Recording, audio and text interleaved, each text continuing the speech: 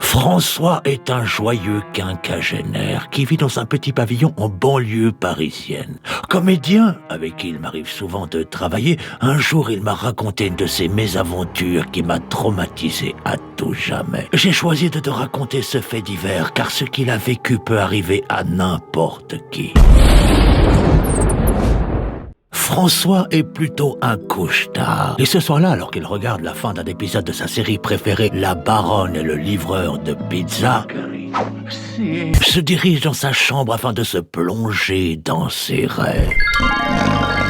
Cette nuit-là, François est un Romain en toge qui chevauche une licorne à travers les nuages pour combattre des extraterrestres insectoïdes qui ont décidé de prendre possession de son royaume. Mais subitement, François est projeté de sa licorne et atterrit dans son lit en banlieue parisienne.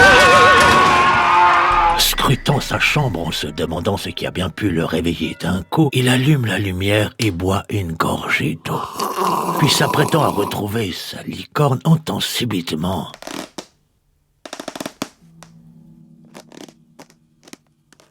Intrigué, il sort de son lit et marche en direction de la porte de sa chambre. Il regarde le couloir, ne voyant rien, marche jusqu'à son salon. Il allume les lumières, inspecte les fenêtres, vérifie que sa porte d'entrée est bien verrouillée, inspecte l'autre chambre, sa cuisine, sa salle de bain, mais il ne voit rien. Puis revenant en direction de son salon, s'aperçoit que son appareil photo est posé négligemment sur son canapé. C'est bizarre, j'ai pas utilisé cet appareil photo depuis longtemps, je sais pas pourquoi il est sur le canapé. Il le prend et le remet dans le tiroir de sa commode et retourne dans sa chambre. Il réfléchit, se demandant mais quand est-ce que j'ai sorti cet appareil photo, pourquoi il est sur mon canapé. Puis, pris à nouveau de fatigue, s'endort. Le lendemain, il se réveille et boit son café en se remémorant son aventure avec son appareil photo qui bouge tout seul. Intrigué, se demandant s'il n'est pas somnambule et qu'il se serait pas levé en pleine nuit pour prendre des photos, il décide d'aller vérifier la carte mémoire de l'appareil. Il s'approche de la commode, ouvre le tiroir et découvre que l'appareil a disparu. Non, mais c'est pas possible, je l'ai rangé cette nuit. Mais se sentant devenir complètement dingue, fouille intégralement sa maison, mais ne trouvant rien, décide d'aller signaler cela au commissariat.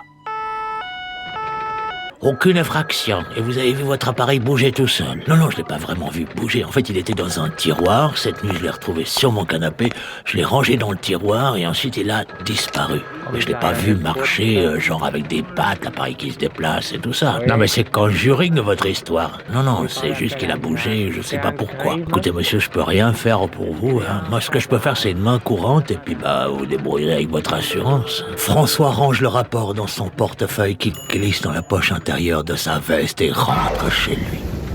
Il pose sa veste sur une chaise dans sa chambre et passe sa soirée à fouiller intégralement sa maison mais ne retrouve aucune trace de l'appareil photo. Appareil photo ? Puis, épuisé, se rend dans sa chambre, ferme bien la porte et se glisse sous la couette. Cette nuit-là, pas de licorne ni d'extraterrestre insectoïde. Mais au milieu de la nuit, il est à nouveau réveillé d'un coup.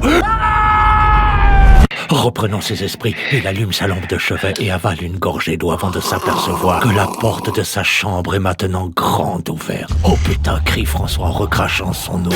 Là, il se lève d'un coup, attrape le taureau en bronze que lui avait offert sa tantine et marche dans le couloir jusqu'à son salon. Inspecte les fenêtres, vérifie que sa porte d'entrée est bien verrouillée. Non, mais là, je deviens complètement dingue, se dit François. Là, il retourne dans sa chambre et s'assied sur le bord de son lit, se remémorant toute cette histoire. Puis, au bout d'un moment, attrape sa veste pour relire le rapport qu'avait fait le policier. Mais au moment où il plonge sa main dans sa veste, il ne retrouve ni le rapport, ni son porte-monnaie.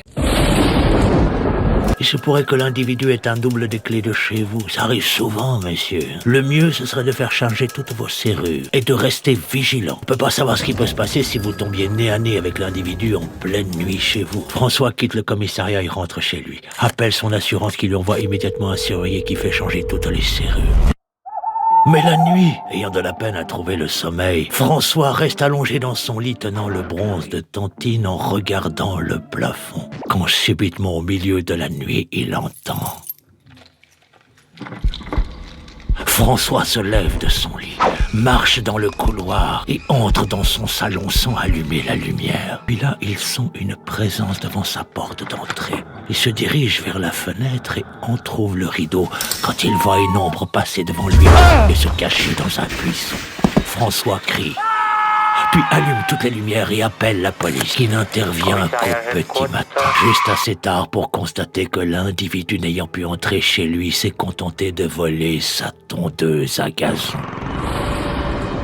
Bien que François n'ait jamais donné de double de clé à qui que ce soit, il n'a jamais compris comment un inconnu a pu s'en procurer un. Et personnellement, savoir qu'un individu peut se balader chez moi en pleine nuit me terrifie. C'est pour ça que j'ai choisi de te raconter cette histoire, car si cet individu n'est jamais retourné chez François, peut-être que cette nuit, il sera chez toi.